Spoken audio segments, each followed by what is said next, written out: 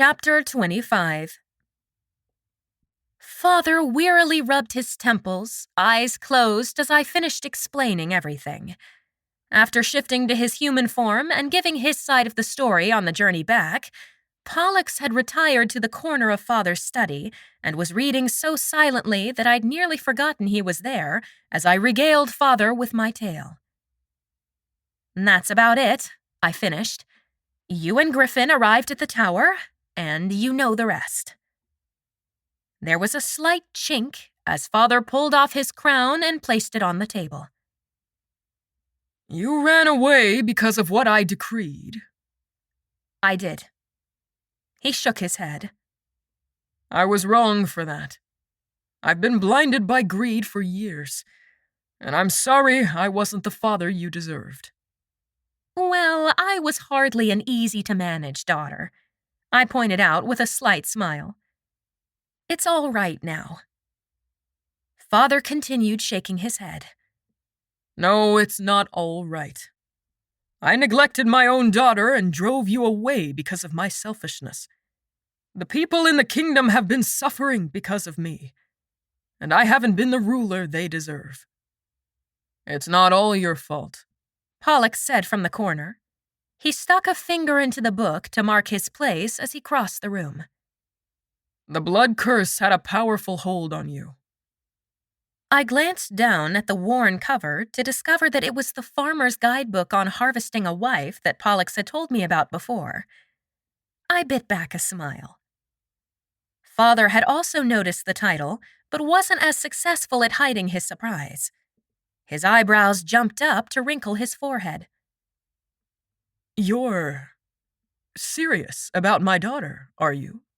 he asked Pollux, eyes darting down to the book. "I wouldn't be reading this if I weren't," Pollux answered, waving the book in the air without the slightest trace of embarrassment. "This chapter is called Milking the Moment, knowing when to hold her hand and when to hold your horses." Father let out a noise of disgust and closed his eyes. "I don't want to know." Pollux quirked his eyebrow. "Aren't you single? You should want to know how to woo a woman. I could let you borrow. I'd rather not know the specifics of what you are doing to woo my daughter," Father interrupted, trying valiantly to muster every ounce of dignity he could. "That's something that should be kept just between you two." "Humans," Pollux huffed. "They have so many rules about what you can and can't say to different people."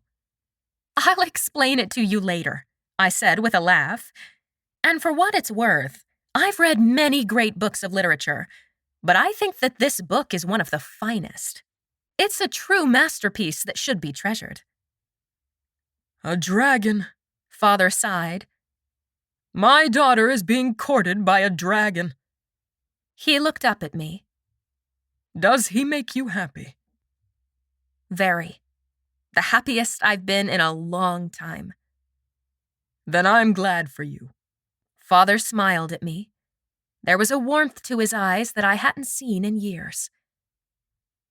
"I promise to be a better father from now on, and Pollux is welcome here."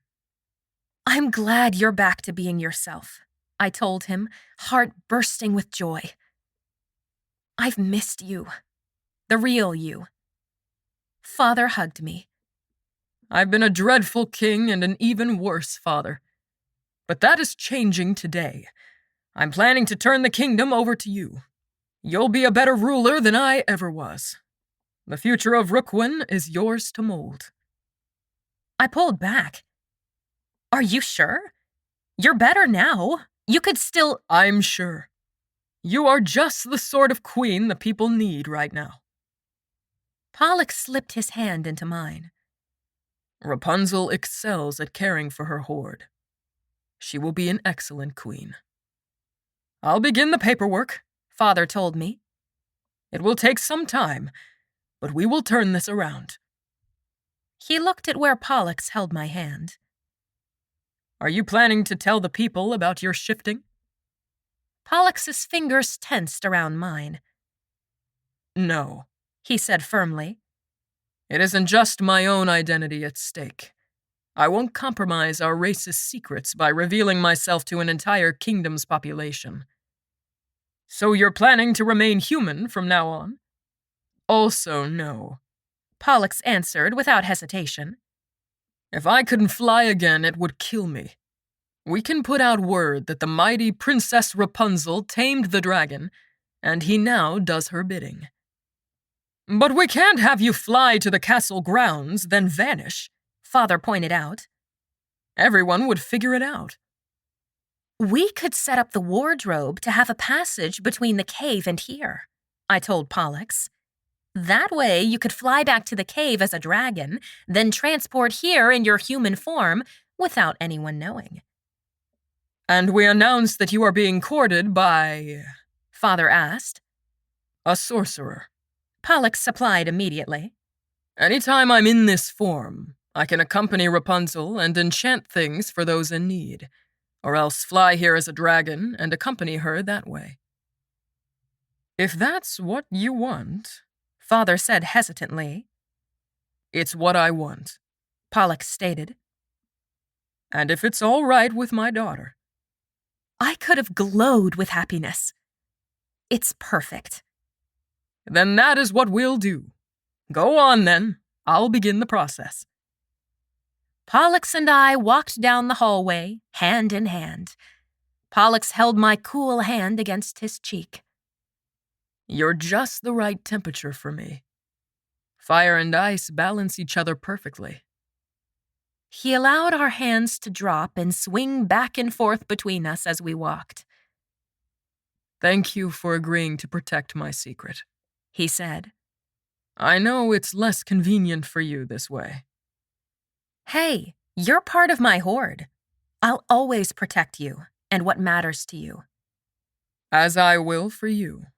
You've claimed the kingdom, and I've claimed you. So we can protect the kingdom together. His eyes flamed orange, but I didn't see the greed of a hoarder, but the devotion of a guardian.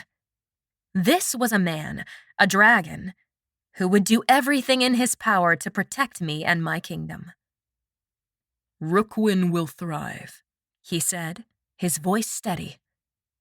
Not as a prize, but as part of the legacy we will build together.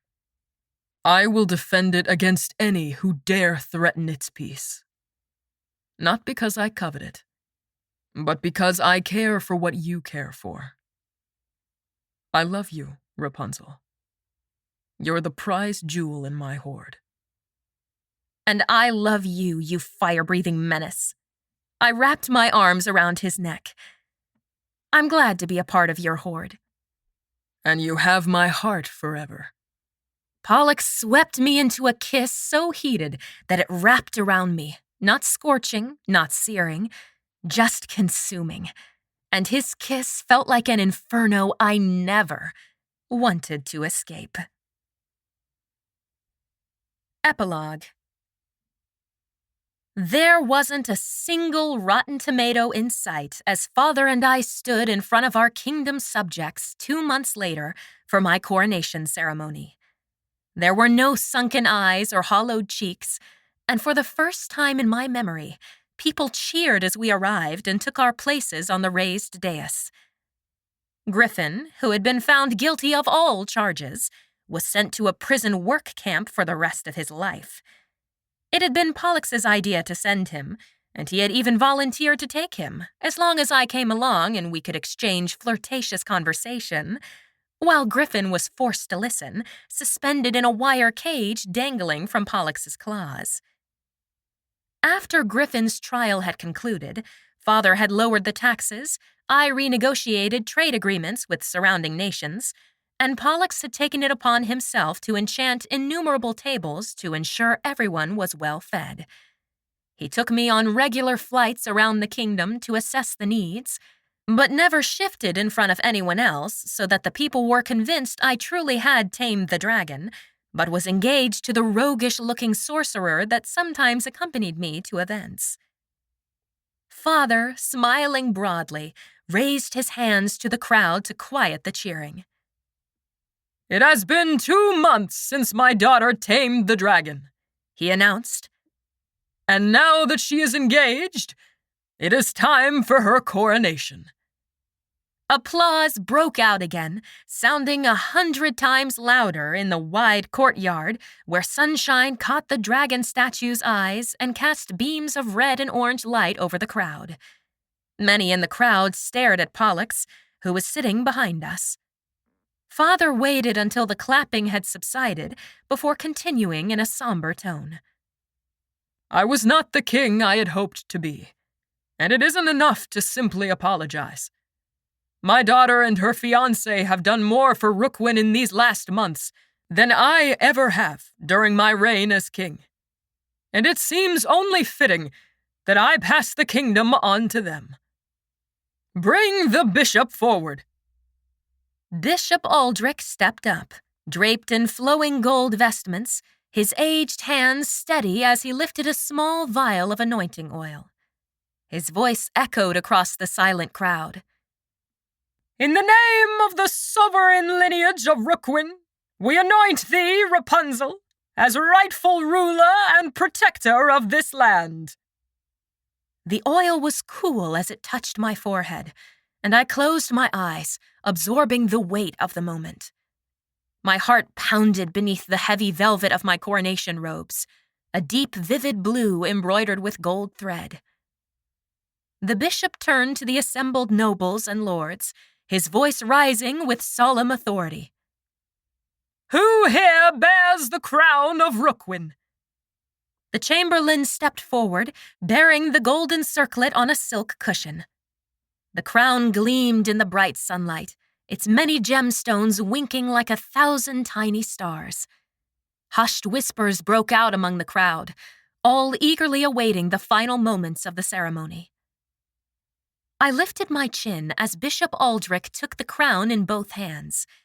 He studied me, as if weighing my soul, then raised the crown high for all to see. Let it be known that this day, before the eyes of all this kingdom's subjects, Rapunzel is crowned Queen of Rookwyn. With steady hands, he lowered the crown onto my head. The weight of it pressed down like a promise, like a privileged responsibility. I rose to my feet, spine straight, my heart a steady drumbeat in my chest. I turned to face my people, lords and ladies, knights and courtiers, all watching me with expectation. For a breath, no one spoke. Then a single voice rang out from the crowd. All hail the dragon-taming queen! Their cheers rang through the air, but I heard only the quiet thunder of my own heart. My subjects all looked at me, yet my gaze was only for Pollux, who smiled proudly.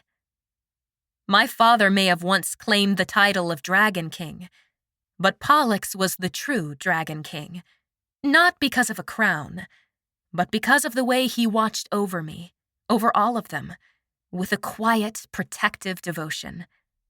They would never know they had already been claimed, not as conquered subjects, but as treasures in his hoard, his to guard and care for. And I, above all, was his most beloved prize. Our hoard's future was bright. Thank you! Thanks for reading. If you enjoyed Rapunzel's Gambit, please consider leaving a review on Amazon or Goodreads. Reviews help your fellow readers find books they will love, and even a sentence or two is so helpful. On my website, marymeekum.com, you can find things like book trailers, character quizzes, bonus content, like how to harvest a wife, games, and puzzles. Want exclusive access to behind-the-scenes updates, cover reveals, writing progress, and more? Join my newsletter to stay in the loop and snag a free book as a thank you.